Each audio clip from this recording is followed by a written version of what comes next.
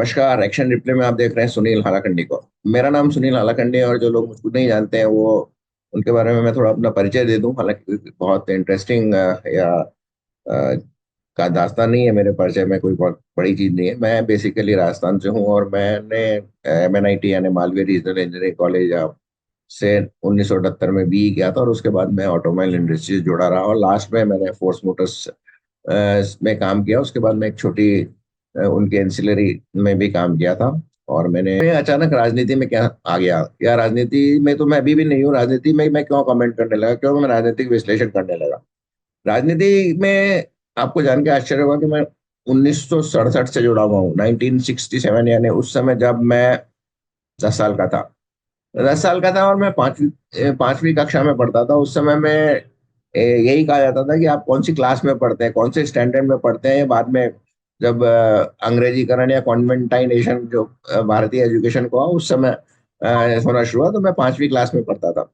और 1967 में आपको याद होगा कि इंदिरा गांधी 1966 की जनवरी में प्रधानमंत्री बनी थी, लाल बहादुर शास्त्री की मृत्यु के बाद। तो उनके नेतृत्व में कांग्रेस ने पहला चुनाव ये लड़ा था और इसमें काफी कड़ा मुकाबला था, क्योंकि उस समय उसमें कुछ समय पूर्वी उत्तर प्रदेश से जो कांग्रेस के दिग्गज नेता था चौधरी चरण सिंह, उन्होंने कांग्रेस छोड़ दी थी। वो एक तरह से समाजवादी विचारधारा के थे, उन्होंने कांग्रेस छोड़ दी थी और उन्होंने अपना एक पार्टी लोकदल बना लिया था। और जो विपक्ष की जो दूसरी पार्टियां थी, स्वतंत्र पार्टी, समाजवादी पार्टी के दो हिस्से थे उस समय। एक प्रजा सोशलिस्ट पार्टी थी, एक संयुक्त सोशलिस्ट पार्टी थी। और इसके अलावा स्वतंत्र पार्टी थी जो राजा महाराजाओं की थी। राजगोपालाचारी ने इसे बनाया था कांग्रेस छोड़ने के बाद। और भारतीय जनसंघ भी अपने पूरे यौवन पे थी उस समय। तो उस समय से मैं राजनीति में हूँ। जब मैं उस समय, आपको जैसे मैंने बताया, 5th क्लास में हूँ, तो 5th क्लास में मैं वहाँ पे अजमेर में था। और एक छोटी सी स्कूल जिसको दक्षिण रेलवे स्कूल कहा जाता था, हालांकि उसका दक्षिण से कोई संबंध नहीं था, पर दक्षिण रेलवे स्कूल इसलिए कहा जाता था कि उससे कुछ राजस्थान से दक्षिण, विशेषकर महाराष्ट्र से आए लोगों ने स्थापित किया था। और वो महाराष्ट्र मंडल द्वारा संचालित होती थी, अजमेर महाराष्ट्र मंडल द्वारा। तो उसमें मैंने 5वीं में एडमिशन लिया था। और वो एक को एजुकेशन इंस्टीट्यूट थी, बहुत छोटी स्कूल थी। एक क्लास में करीब 25 से 30 विद्यार्थी हुआ करते थे। लेकिन मैं उसमें 5वीं में क्यों लिया, इसकी भी मैं आपको कहानी सुनाता हूँ। इससे पहले मैं एक महिला शिक्षा सदन करके संस्थान थी, जो कि उस समय के अजमेर के प्रमुख समाज सेवी हरिभा उपाध्याय, और कांग्रेस के सदस्य भी थे वो, हरिभा उपाध्याय ने शुरू की थी। और उनकी अजमेर से कुछ 2 स्टेशन छोड़ के खटुंडी नामक जगह है, तो वहां पे उनकी बड़ी इंस्टीट्यूट थी। बड़ी इंस्टीट्यूट मतलब बड़ा विद्यालय था। तो उसमें अचानक 4वीं कक्षा के बाद एक निर्णय लिया, वहां पे भी कोई एजुकेशन थी, निर्णय लिया गया कि लड़कों को इस स्कूल से निकाल देंगे और ये केवल लड़कियों की स्कूल होगी। तो मैंने अपनी जिंदगी में पहली बार जेंडर डिस्क्रिमिनेशन का सामना किया। Generally gender discrimination female genders के साथ होता है, महिलाओं या लड़कियों के साथ होता है। यहाँ पर पहली बार लड़कों के साथ हुआ। और हम सब करीब करीब, उस समय वो बड़ी स्कूल थी, एक क्लास में करीब 60-60 स्टूडेंट हुआ करते थे। उसमें से 30-32 लड़कों को बड़ी मुश्किल हो गई कि वो एक केवल एक साल के लिए किसी और दूसरी स्कूल में किस तरह से एडमिशन लेंगे। हालांकि वो प्राइमरी स्कूल थी, 5वीं के बाद तो उसने किसी मिडिल स्कूल में जाना ही था। यानी कि पहले 5वीं में एडमिशन लो किसी स्कूल में एक साल के लिए, और फिर छठी में। तो इस तरह से पहला जेंडर डिस्क्रिमिनेशन मैंने सहा। खैर, तो मैं 5वीं में उस दक्षिण रेलवे स्कूल में हुआ। और वो एक्चुअली काफी प्रैक्टिकल स्कूल हुआ करती थी, छोटी स्कूल हुआ करती थी। गरीबों या मतलब middle class, lower middle class की होती थी। उस समय कॉन्वेंट स्कूल तो मेरे शहर में केवल दो ही थे, 2 या 3 ही थे। और उनमें केवल ऊंचे उच्च वर्ग के लोग ही जाया करते थे, या तो बड़े व्यापारी या बहुत बड़े अधिकारी हो। तो सामान्य मिडिल क्लास के लिए वो सब अफोर्डेबल नहीं थी, क्योंकि बसेस से भी जाना पड़ता था वगैरह वगैरह। तो मैं उसी स्कूल में था। तो उस स्कूल में एक तो जो वहां पे शिक्षक हुआ करते थे, वहां पे नौकरी करने वाले नहीं हुआ करते थे। मतलब जो शिक्षक जो पढ़ाते थे वो वास्तव में शिक्षक होते थे।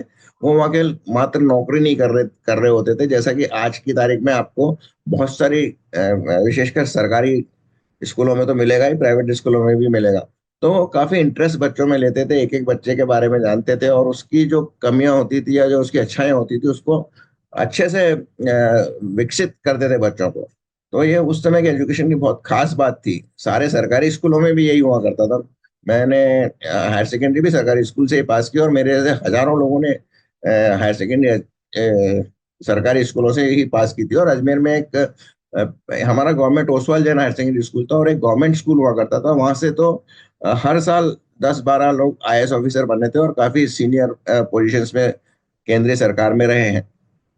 खैर, तो उन्होंने वो चुनाव कराने, एक मॉक चुनाव कराने की कोशिश, एक एक उन्होंने आयोजन किया। उसमें उस समय अजमेर जो एरिया हमारा था, वो बेसिकली व्यापारियों का एरिया था, और वहां पर भारतीय जनसंघ काफी पॉपुलर थी। और उस चुनाव में, 67 के चुनाव में, अजमेर की दोनों, पूरब और पश्चिम दोनों की सीटों पर भारतीय जनसंघ का उम्मीदवार ही जीता था। हालांकि अजमेर की जो लोकसभा सीट थी, उसमें हरिभाऊ उपाध्याय के जो दामाद थे, विश्वेश्वरनाथ भार्गव, और वो जीते थे कांग्रेस के टिकट पर। और विश्वेश्वरनाथ भार्गव बेसिकली मुकुट बिहारी लाल भार्गव के भतीजे थे। मुकुट बिहारी लाल भार्गव भी 2 बार अजमेर से संसद सांसद रह चुके थे। तो जो डायनेस्टिक जिसे आप कहते हैं ना, वो तो कांग्रेस के खून में ही थी। एनीवे, तो उस समय ये चुनाव हुआ, तो जो बहुत सबसे पुराना और पॉपुलर लड़का था, वो जनसंघ का कैंडिडेट बना। दो ऐसे ही लड़कों को पकड़ के समाजवादी पार्टी और स्वतंत्र पार्टी का कैंडिडेट बना दिया गया। अब रहा कांग्रेस। कांग्रेस क्योंकि वहां पे इतनी बुरी तरह से बदनाम थी उस क्षेत्र में, तो कोई भी नहीं बनना चाहता था कांग्रेस का कैंडिडेट। तो मैं नया था, तो मुझे टीचर्स ने पकड़ के और कांग्रेस का कैंडिडेट बना दिया। और वास्तव में मैं उस समय कांग्रेस के प्रति मेरी थोड़ी सहानुभूति भी थी, और मैं अंदर से कांग्रेस ही था। मेरे पिताजी भी कांग्रेस का समर्थन करते थे, तो मैं भी कांग्रेस ही था। तो हो गया, मैं कांग्रेस का कैंडिडेट हो गया, और एक राजेश गुप्ता नाम का लड़का था, वो जनसंघ का कैंडिडेट था। अब चुनाव की तैयारी हो गई, हमसे भाषण वगैरह, जो टीचर्स, एक एक टीचर्स को हमारे साथ असाइन किया गया, उन्होंने भाषण प्रिपेयर करके दिया। हमने असेंबली में भाषण दिया। और उसके बाद जब चुनाव का एक दिन पहले, जब चुनाव यानी जिस दिन मतदान होना था, मतदान मत पत्र भी बराबर हमने हाथ से बनवाए थे, हम लोगों से ही उन्होंने। और मत पेटी थी। और जब चुनाव होना था, तो ये स्पष्ट था कि वो जो बीजेपी का, सॉरी, उस समय भारतीय जनसंघ का जो उम्मीदवार खड़ा हुआ था, राजेश गुप्ता, वो आसानी से जीतने वाला था। लेकिन उसके पूर्व संध्या, यानी उसके एक दिन पहले, उसका चौथी क्लास के लड़कों से कुछ झगड़ा हो गया। और चौथी क्लास के लड़कों ने एनमास से डिसाइड किया कि वो उसको वोट नहीं देंगे, मुझे वोट देंगे, यानी कांग्रेस के कैंडिडेट को वोट देंगे। कांग्रेस तो कैंडिडेट को तो नहीं, हाँ मुझे वोट देंगे, और मुझे भी वोट नहीं देंगे, वो उसके खिलाफ वोट देंगे। तो जब मतदान हुआ और जब परिणाम निकला, तो मैं भारी बहुमत से मैं जीत गया। तो तब मुझे समझ में आया कि किस तरह से पॉलिटिक्स होती है। आप कितने भी पॉपुलर हो, कैसे भी हो, लेकिन अगर आपने एक गलत नैरेटिव सेट कर दिया या एक गलत एक्शन ले लिया, तो उसका आपके हार जीत पर फर्क पड़ता है। तो वहीं से फिर मैंने राजनीति में इंटरेस्ट लेना शुरू किया। और उसके बाद मैंने जो वहां पर उस समय बैच बिल्ले हुआ करते थे, जो जैसे उस समय कांग्रेस का दो बैलों की जोड़ी निशान हुआ करता था, उसके मैं बिल्ले लगा के घूमता था मैं शाम को। जो उनकी जो पार्टी के जुलूस निकला करते थे, जिनमें नारे लगाए जाते थे, इन सब में मैंने भी भाग लिया था। तो इसके अलावा मैंने वहां पर कई मतलब कॉलेज में आते आते मैंने कई बड़े नेताओं, जैसे मोहनलाल सुखड़िया, श्रीमती इंदिरा गांधी, और जयप्रकाश नारायण, अटल बिहारी वाजपेयी, लाल कृष्ण आडवाणी, इन सब के भाषण सुने, और इन सब से प्रभावित रहा हूं। तो मेरे दिमाग में कहीं ना कहीं वो राजनीति का कीड़ा तो घुस ही गया था। मैं राजनीति में डायरेक्टली तो नहीं जा सका, लेकिन इस तरह से मैं छोटा मोटा राजनीति का विश्लेषण करके और आप लोगों से बातचीत करके, मैं अपनी उस भड़ास को, या उस सोई हुई जो प्यास थी, उसको मैं बुझाने की कोशिश करता हूँ। हो सकता है तो आपको ये मेरी जो छोटी सी स्टोरी है, हो सकता है इंटरेस्टिंग लगी हो। और इसमें बीच में एक और घटना मैं बताऊं कि मैं क्यों कांग्रेस से, अभी फिलहाल जैसे आपने देखा होगा कि मेरे मैं कांग्रेस के खिलाफ इंक्लाइंड हूँ, मोदी जी की तरफ या बीजेपी की तरफ। इसका एक कारण और था कि जब मैं शायद 67 की बात है, 67 या 68 की बात है, मैं छठी या सातवीं क्लास में था, तो उस समय श्रीमती इंदिरा गांधी का अजमेर में एक दौरा हुआ था। और उस दौरे के दौरान हम स्कूल के सारे बच्चों को, छठी, सातवीं और आठवीं के बच्चों को, सड़क के दोनों तरफ खड़ा किया गया था।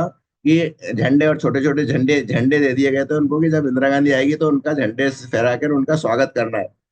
तो हम वहां पर धूप में 3 घंटे खड़े रहे क्योंकि उनका कार्यक्रम लेट हो गया, तो बिना और खाने के हम 3 घंटे वहां पर खड़े रहे। तो उससे हम में से कुछ एक दो बच्चों की तबीयत भी खराब हो गई। उससे मुझे इंदिरा गांधी से चिढ़ हो गई और मैं एंटी कांग्रेसी हो गया। तो ये बेसिकली एक फिजिकल बात थी, लेकिन धीरे धीरे बाद में विचारधारा से भी मुझे लगा कि मुझे क्या सोचना चाहिए। पर अभी मैं कुछ वीडियोस में अब कोशिश करता हूँ कि न्यूट्रल रहूं। तो आपको मेरी कहानी अच्छी लगी हो तो इसको शेयर करें, लाइक करें, और अब तक आपने मेरा ये चैनल अगर सब्सक्राइब नहीं किया हो तो इसे अवश्य सब्सक्राइब करें। बहुत बहुत धन्यवाद।